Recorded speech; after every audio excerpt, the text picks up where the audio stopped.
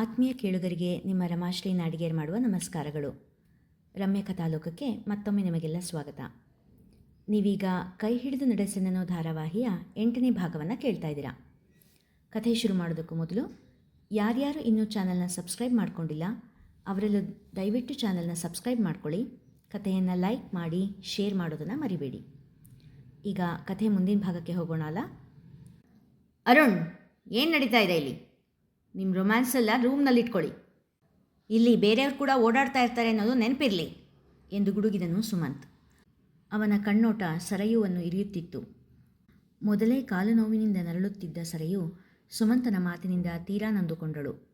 ಕಣ್ಣೀರು ಅವಳ ಕೆನ್ನೆಯನ್ನು ತೋಯಿಸುತ್ತಿತ್ತು. ಅವಳ ಕಣ್ಣೀರು ಸುಮಂತನನ್ನು ಗಸಿಬಿಸಿಗೆ ದೂಡಿತ್ತು. ಸರ್, ಅದು ಹಾಗಲ್ಲ ಎಂದು ಅಲ್ಲಿ ನಡೆದದ್ದನ್ನು ಹೇಳಿದ ಅರುಣ್.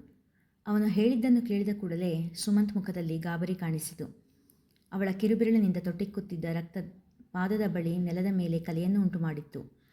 ಸರಯುವಿನ ಬಳಿ ಮಂಡಿ ಊರಿ ಕುಳಿತ ಸುಮಂತ್ ಸರಯುವಿನ ಕಡೆ ನೋಡಿದ. ತುಟಿ ಕಚ್ಚಿ ನೋವು ಅಳು ಸಹಿಸುತ್ತಿದ್ದವಳನ್ನು ನೋಡಿ ಕನಿಕರವಾಯಿತು. ತನ್ನ ಕರ್ಚೀಫ್ನಿಂದ ನಿಧಾನವಾಗಿ ರಕ್ತ ಸೋರದಂತೆ ಬಿಗಿದನು. ಸರಯುವನ್ನು ಅರುಣನ ತೋಳಿನಿಂದ ಮೃದುವಾಗಿ ಬಿಡಿಸಿ ಅವಳನ್ನು ಎತ್ತಿಕೊಂಡನು. ಸರಯುವಿನ ಕೈಗಳು ಸುಮಂತನ ಕೊರಳಿಗೆ ಹಾರವಾಯಿತು. ಸರಯು ಸುಮಂತನನ್ನೇ ನೋಡುತ್ತಿದ್ದರೆ ಸುಮಂತ್ ದೃಢ ಹೆಜ್ಜೆಗಳನ್ನಿಟ್ಟು ಮುಂದೆ ನಡೆದನು. ಮಾಯಾ, ಅರುಣ್ ಕೂಡ ಅವನ ಹಿಂದೆಯೇ ನಡೆದು ಬಂದರು. ಎದುರಿಗೆ ಕಂಡ ಲಕ್ಷ್ಮಿ ಏನಾದರೂ ಕೇಳುವ ಮೊದಲೇ, ಲಕ್ಷ್ಮಿ, ಫಸ್ಟ್ ಏಡ್ ಬಾಕ್ಸ್ ತಗೊಂಡು ಬನ್ನಿ ಎಂದು ಹೇಳಿ ಸರಯುವನ್ನು ಅವಳ ರೂಮಿಗೆ ಕರೆದುಕೊಂಡು ಬಂದು ನಾಜೂಕಾಗಿ ಮಂಚದ ಮೇಲೆ ಕೂರಿಸಿದನು. ನಿಧಾನವಾಗಿ ಅವಳ ಪಾದವನ್ನು ತನ್ನ ಮಂಡಿಯ ಮೇಲೆ ಇಟ್ಟುಕೊಂಡು ಲಕ್ಷ್ಮಿ ತಂದುಕೊಟ್ಟ ಫಸ್ಟ್ ಏಡ್ ಬಾಕ್ಸ್ನಿಂದ ಬ್ಯಾಂಡೇಜ್ ಮಾಡಿದನು. ಸರಯು ಎವೆಯಿಕ್ಕದೆ ಅವನನ್ನೇ ನೋಡುತ್ತಾ ಕುಳಿತಿದ್ದಳು. ಅಷ್ಟೊಂದು ನೋಡಬೇಡ, ನನಗೆ ದೃಷ್ಟಿಯಾಗುತ್ತೆ ಎಂದು ಅವಳಿಗೆ ಮಾತ್ರ ಕೇಳುವಂತೆ ಪಿಸುಗುಟ್ಟಿದನು ಸುಮಂತ್. ಗಾಬರಿಯಿಂದ ಕಣ್ಣು ಅಗಲ ಮಾಡಿದ ಸರಯುವನ್ನು ನೋಡಿ ಕಣ್ಣು ಮಿಟುಕಿಸಿದ. ಲಕ್ಷ್ಮಿ, ಇವ್ರು ಓಡಾಡದೇ ಇರೋ ಹಾಗೆ ನೋಡ್ಕೊಳ್ಳೋ ಜವಾಬ್ದಾರಿ ನಿಂದು.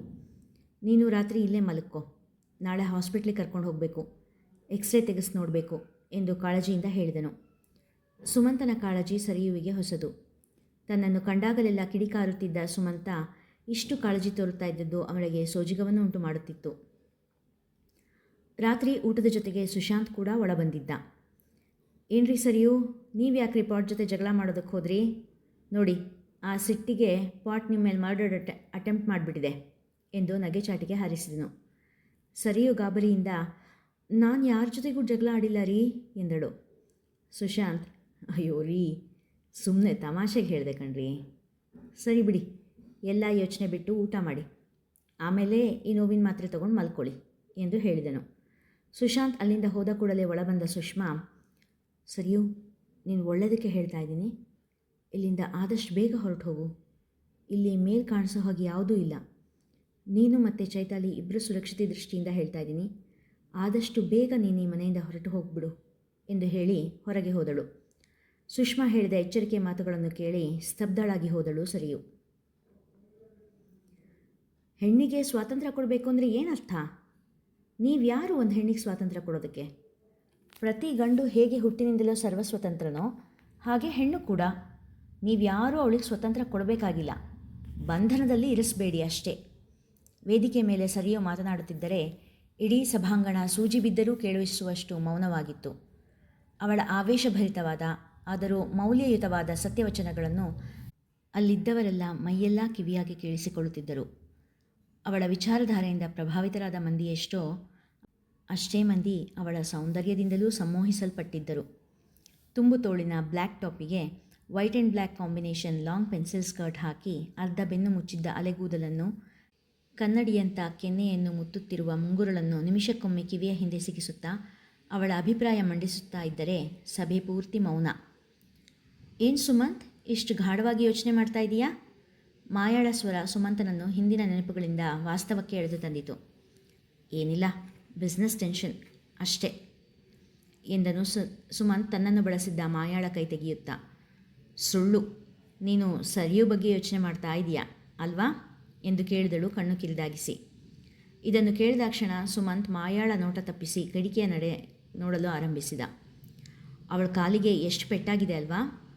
ಅವಳನ್ನು ಆಸ್ಪತ್ರೆಗೆ ಕರ್ಕೊಂಡು ಹೋಗಬೇಕು ಅಂತ ತಾನೇ ನೀನು ಯೋಚಿಸ್ತಾ ಇದ್ದಿದ್ದು? ಡೋಂಟ್ ವರಿ, ನಾನೇ ಕರ್ಕೊಂಡು ಹೋಗ್ತೀನಿ. ಆದರೂ ನೀನು ಅರುಣ್ ಮತ್ತು ಸರಿಯು ಕಂಡ್ರೆ ತುಂಬ ಸಿಡಿಸಿಯ ಅಂತೀಯ. ದೆ ಮೇಕ್ ಅ ಗುಡ್ ಪೇರ್ ಎಂದಳು ಮಾಯಾ. ಆ ಮಾತನ್ನು ಕೇಳಿಸಿಕೊಳ್ಳಲಾರೆ ಎಂಬಂತೆ ಅಸಹನೆಯ ಮುಖ ಮಾಡಿದ Sumanth. What is this Maya? After all ಅವರಿಬ್ಬರು ನಮ್ಮಲ್ಲಿ ಕೆಲಸ ಮಾಡೋರು. ಅವ್ರ ಬಗ್ಗೆ ಯೋಚನೆ ಮಾಡ್ತಾ ಕೂರೋಷ್ಟು ಟೈಮ್ ನನಗಿದೆ ಅನಿಸುತ್ತಾ ನಿಮಗೆ? ಮಾಯಾಳ ಮಾತಿನಿಂದ ಕಿರಿಕಿರಿಗೊಂಡು ರೇಗಿದ. ಸುಮಂತನ ಮಾತು ನಂಬದವಳಂತೆ ಅವನನ್ನೇ ದೀರ್ಘವಾಗಿ ನೋಡಿದಳು ಮಾಯಾ. ಸರಿಯೋ, ಊಟ ಮಾಡಿದ್ಯಮ್ಮ? ಮಾತ್ರೆ ತಗೊಂಡ್ಯಾ? ಕಕ್ಕುಲತೆಯಿಂದ ವಿಚಾರಿಸಿದರು ರಾಯರು. ಹಾಂ ಅಪ್ಪಾಜಿ, ಊಟನೂ ಆಯಿತು, ಮಾತ್ರೆನೂ ತಗೊಂಡೆ. ನೋವನ್ನು ಅದುಮಿಡುತ್ತಾ ಹೇಳಿದಳು ಸರಿಯು. ಗುಡ್. ನಾಳೆ ಅರುಣನ ಜೊತೆ ಹಾಸ್ಪಿಟ್ಲಿಗೆ ಹೋಗಿ ಬಂದುಬಿಡು, ರಾಯರು ಹೇಳಿದಾಗ ಒಪ್ಪಿಗೆ ಎಂಬಂತೆ ತಲೆ ಆಡಿಸಿದಳು ಸರಿಯು. ನನಗೆ ಯಾಕೋ ಅಪ್ಪುದೇ ಯೋಚನೆ ಆಗ್ತಾ ಇದೆಯಮ್ಮ. ನೀನು ಅವನನ್ನು ನೋಡ್ಕೊಳ್ಳೋಕ್ಕೆ ಶುರು ಮಾಡಿದ್ಮೇಲೆ ಸ್ವಲ್ಪ ಗೆಲುವಾಗಿರ್ತಿದ್ದ, ಮತ್ತೆ ನಾಳೆಯಿಂದ ಹೇಗಿರ್ತಾನೋ ಏನೋ ಎಂದರು ರಾಯರು ಚಿಂತೆಯಿಂದ. ನಾಳೆಯಿಂದನೂ ನಾನೇ ಅವನ ನೋಡ್ಕೋತೀನಿ ಬಿಡಿ ಅಪ್ಪಾಜಿ. ಇದೇ ರೂಮಲ್ಲಿ ಚೈತಾಲಿ ಜೊತೆ ಇಟ್ಕೊಳ್ತೀನಿ, ಇಬ್ಬರು ಒಟ್ಟಿಗೆ ಆಟ ಆಡ್ಕೊಂಡಿರ್ತಾರೆ. ರಾಯರಿಗೆ ಭರವಸೆ ನೀಡುವಂತೆ ನುಡಿದಳು ಸರೆಯು. ರಾಯರು ಮಮತೆಯಿಂದ ಸರೆಯುವಿನ ಮುಂದಲೆ ಮೇಲೆ ಕೈಯಾಡಿಸಿದರು. ಈ ಎಲ್ಲ ಮಾತುಗಳು ತಲುಪಬಾರದ ಕಿವಿ ತಲುಪಿ ಅಲ್ಲಿಂದ ತಲುಪಬೇಕಾದ ಕಡೆ ತಲುಪಿದವು. ಹಾಯ್ ಬ್ರೋ, ಏನಿದು ಇಷ್ಟೊತ್ತಲ್ಲಿ ಇಲ್ಲಿಗೆ ಬಂದುಬಿಟ್ಟಿದೆಯಾ? ಮಹಡಿ ಏರಿ ಬಂದ ಸುಮಂತನನ್ನು ಕೇಳಿದ ಸುಶಾಂತ್. ಅವನ ಕೈಯಲ್ಲಿ ಇನ್ನೂ ಉರಿಯುತ್ತಿದ್ದ ಸಿಗರೇಟ್ ಜೊತೆಗೆ ಖಾಲಿಯಾಗಿದ್ದ ಗ್ಲಾಸ್ ನೋಡಿ ಸುಮಂತ್ ಮುಖ ಕಿವಿಚಿದನು. ಅಣ್ಣ, ಯಾಕಿಷ್ಟು ಕುಡಿತೀಯಾ? ಪಾಪ ಅತ್ತಿಗೆ ಬಗ್ಗೆ ಯೋಚನೆ ಮಾಡು. ನೀನು ಹೀಗೆ ಕುಡಿತಾ ಇದ್ದರೆ ಅವ್ರು ಹೇಗೆ ನೆಮ್ಮದಿಯಾಗಿರೋದಕ್ಕಾಗುತ್ತೆ? ಪ್ಲೀಸ್ ಕುಡಿಬೇಡ ಅಣ್ಣ, ಬೇಡಿಕೊಳ್ಳುವ ದನಿಯಲ್ಲಿ ಹೇಳಿದ ಸುಮಂತ್. ನಿಂಗೆ ಗೊತ್ತಾಗಲ್ಲ ಬ್ರೋ, ಕುಡಿದೇ ಇದ್ದರೆ ನಾನು ಬದುಕೋಕ್ಕಾಗಲ್ಲ, ಅಷ್ಟು ಚಿಂತೆಗಳು. ಅದೆಲ್ಲ ಸೇರಿ ನನ್ನನ್ನು ಹಿಂಸೆ ಮಾಡ್ತವೆ. ನಾನು ಎಲ್ಲ ಚಿಂತೆ ಮರಿಬೇಕು ಅಂದರೆ ಕುಡಿಬೇಕು ಅಥವಾ ಸಾಯಬೇಕು.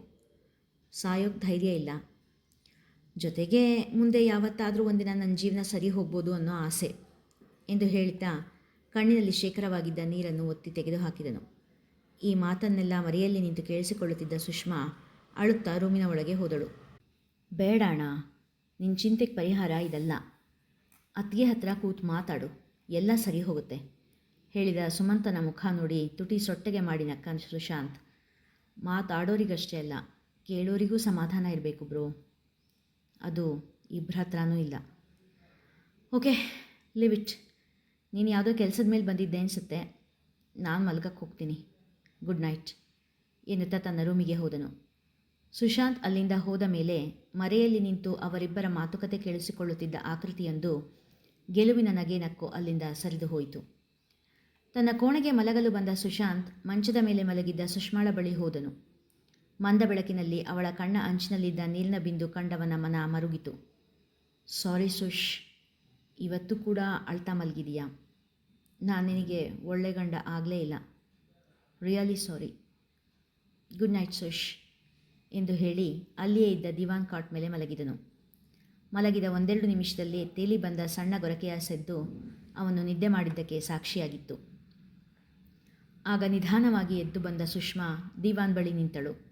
ನಿದ್ದೆಯಲ್ಲಿ ಮುಗ್ಧವಾಗಿ ಕಾಣುತ್ತಿದ್ದ ಸುಶಾಂತನ ತಲೆ ನೇವರಿಸಿದಳು. ಹಣೆಯ ಮೇಲೆ ಬಿದ್ದಿದ್ದ ಜಂಪೆ ಕೂದಲನ್ನು ಸರಿಸಿ ಹಣೆಗೆ ಮುತ್ತಿಟ್ಟು ಗುಡ್ ನೈಟ್ ಸುಶ್ ಎಂದು ಹೇಳಿ ತನ್ನ ಜಾಗಕ್ಕೆ ಹೋಗಿ ಮಲಗಿದಳು. ನಿತ್ಯದಂತೆ ಮಲಗಿದ್ದ ನಾಟಕ ಮಾಡಿದ್ದ ಸುಶಾಂತ್ ಮುಖದಲ್ಲಿ ತೆಳ್ಳನೆಯ ನಗು ಹರಡಿತ್ತು. ಸುಮಂತ್ ಮಹಡಿ ಮೇಲೆ ಸಾಲಾಗಿ ಜೋಡಿಸಿಟ್ಟ ಎಲ್ಲ ಪಾಟ್ಗಳನ್ನು ನೆಟ್ಟಿಸುತ್ತಾ ನಡೆದಿದ್ದ. ಎಲ್ಲ ಪಾಟ್ಗಳು ಭಾರೀ ಗಾತ್ರದ್ದೇ ಆಗಿತ್ತು. ಯಾವ ಪಾಟ್ಗಳು ಕೂಡ ಅವುಗಳ ಜಾಗದಿಂದ ಸರಿದಿದ್ದ ಗುರುತು ಇರಲಿಲ್ಲ. ಯಾರಾದರೂ ಒಬ್ಬರಿಗೆ ಅದನ್ನು ಸರಿಸಲು ಸಾಧ್ಯವೂ ಇರಲಿಲ್ಲ. ಇಡೀ ಮಹಡಿಯನ್ನು ಪರೀಕ್ಷಿಸಿದರೂ ಏನೂ ಸುಳಿವು ಸಿಗಲಿಲ್ಲ. ಅವನು ಮಹಡಿಯ ಒಂದು ಭಾಗದಲ್ಲಿರುವಾಗ ಅವನಿಗೆ ಸಿಗಬಹುದಾದ ಎಲ್ಲ ಸುಳಿವನ್ನು ಅಳಿಸಿ ಹಾಕುವುದರಲ್ಲಿ ಇನ್ನೊಂದು ವ್ಯಕ್ತಿ ಮಗ್ನವಾಗಿತ್ತು. ಅಣ್ಣಯ್ಯ, ಇದು ನಿಮ್ಮದೇ ಕೆಲಸ ತಾನೇ? ಈಗ ನೋಡಿ, ಸರಿಯೂ ಇನ್ನು ಸ್ವಲ್ಪ ದಿನ ಇದೇ ಮನೇಲಿ ಉಳಿಯೋ ಹಾಗಾಯಿತು. ಮಾಯಾ ಅಣ್ಣಯ್ಯನ ಮುಂದೆ ಅಲವತ್ತುಕೊಳ್ಳುತ್ತಿದ್ದಳು. ಮಾಯಾ, ಸುಮ್ಮನೆ ಕೂಗಾಡಬೇಡ. ನಾನು ಏನೇ ಮಾಡಿದ್ರೂ ಯೋಚನೆ ಮಾಡೇ ಮಾಡೋದು.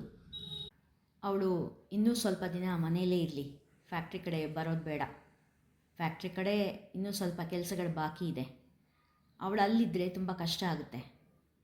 ಹುಡುಗಿ ಸ್ವಲ್ಪ ಜಾಸ್ತಿನೇ ಚುರುಕಿದ್ದಾಳೆ ಅನಿಸುತ್ತೆ, ತುಸು ಚಿಂತೆಯಿಂದ ಹೇಳಿದ ಅಣ್ಣಯ್ಯ. ಆದರೆ ಅವಳ ಮನೇಲಿದ್ದರೆ ನಂಗೆ ಕಷ್ಟ ಆಗುತ್ತೆ. ಅಪ್ಪು ಮತ್ತು ಸುಮಂತ್ ಇಬ್ಬರನ್ನು ಎನ್ನುತ್ತಿದ್ದವಳ ಮಾತು ತಡೆದ ಅಣ್ಣಯ್ಯ, ಎನಫ್ ಮಾಯಾ, ನಿಂಗೆ ಕೊಟ್ಟಿರೋದು ಒಂದು ಸಣ್ಣ ಕೆಲಸ, ಅದನ್ನು ಕೂಡ ಸರಿಯಾಗಿ ಮಾಡೋಕ್ಕಾಗಲ್ವಾ? ಅಪ್ಪು ಒಂದು ಸೊಳ್ಳೆ, ಸುಮಂತ್ ಉಕ್ಕೋ ಪ್ರಾಯ ಇರೋ ಹುಡುಗ, ನಿನ್ನ ರೂಪ ಯವ್ವನ ಎಲ್ಲ ದಂಡ. ಒಬ್ಬ ಯುವಕನನ್ನು ನಿನ್ನ ಕೈವಶ ಮಾಡ್ಕೊಳಕ್ಕಾಗಲ್ವಾ ಎಂದ. ಮಾಯಾ ಅಣ್ಣಯ್ಯನ ಮಾತು ಕೇಳಿ ಕಣ್ಣಲ್ಲಿ ನೀರು ತುಂಬಿಕೊಂಡಳು. ಅಣ್ಣ, ತಂಗಿಗೆ ಅಣ್ಣ ಅನ್ನಿಸ್ಕೊಂಡು ಹೇಳೋಂಥ ಮಾತಾ ಇದು? ನಿನ್ನ ಮಾತು ನಡೆಸೋದಕ್ಕೋಸ್ಕರ ನನ್ನ ಪ್ರೀತಿನೇ ಕೊಂಡ್ಕೊಂಡಿದ್ದೀನಿ. ಮನುಷ್ಯತ್ವ ಮರೆತು ಆ ಮಗುಗೆ ಹಿಂಸೆ ಕೊಡ್ತಾಯಿದ್ದೀನಿ. ಆದರೂ ಎಂದು ಬಿಕ್ಕಿದಳು. ಅದು ಹಾಗಲ್ಲ ಮಾಯಾ, ಇನ್ನು ಸ್ವಲ್ಪ ದಿನ ಅಷ್ಟೇ, ಎಲ್ಲ ಸರಿ ಹೋಗುತ್ತೆ. ನೀನು ಅಳಬೇಡ. ನಿನ್ನ ಕಣ್ಣಲ್ಲಿ ನೀರು ಬಂದರೆ ನನ್ನ ಕಣ್ಣಲ್ಲಿ ರಕ್ತನೇ ಬರುತ್ತೆ. ಸ್ವಲ್ಪ ದಿನ ಸಹಿಸ್ಕೊಂಬಿಡು ಎಂದು ಹಗುರಾಗಿ ಅಪ್ಪಿಕೊಂಡನು ಅಣ್ಣಯ್ಯ. ಅಣ್ಣನ ಎದೆಯಲ್ಲಿ ಹುದುಗಿ ತನ್ನ ನೋವಿಗೆ ಮದ್ದು ಹುಡುಕುತ್ತಿದ್ದಳು ಮಾಯಾ. ಆದರೆ ಅಲ್ಲಿದ್ದದ್ದು ಹೃದಯವಲ್ಲ, ಸೇಡಿನಿಂದ ತುಂಬಿದ ಪಾಷಾಣವಷ್ಟೇ ಎಂಬುದು ಅವಳ ಅರಿವಿಗೆ ಇನ್ನೂ ಬಂದಿರಲಿಲ್ಲ. ಯಾರದೋ ಸೇಡಿನಾಟದ ಪಗಡೆಕಾಯಾಗಿರುವ ಮಾಯಾ ದಾಳ ಉರುಳಿಸುವವನ ಕೈಗೊಂಬೆ ಅವಳು, ಅಷ್ಟೇ. ಇಲ್ಲಿಗೆ ಇಂದಿನ ಸಂಚಿಕೆ ಮುಗಿದಿದೆ. ಮುಂದಿನ ಕಥೆ ಮುಂದಿನ ಸಂಚಿಕೆಯಲ್ಲಿ. ಸಂಚಿಕೆ ಹೇಗನ್ನಿಸ್ತು? ನಿಮ್ಮ ಅಭಿಪ್ರಾಯಗಳನ್ನ ಕಾಮೆಂಟ್ ಸೆಕ್ಷನ್ನಲ್ಲಿ ತಪ್ಪದೆ ತಿಳಿಸಿ. ಮುಂದಿನ ಸಂಚಿಕೆ ಪ್ರಕಟವಾದ ಕೂಡಲೇ ನಿಮಗೆ ನೋಟಿಫಿಕೇಷನ್ ಬರಬೇಕು ಅಂದರೆ ನೀವು ನನ್ನ ಚಾನಲ್ನ ಸಬ್ಸ್ಕ್ರೈಬ್ ಮಾಡ್ಕೊಳ್ಳಿ.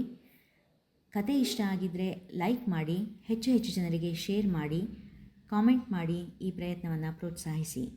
ಧನ್ಯವಾದಗಳು.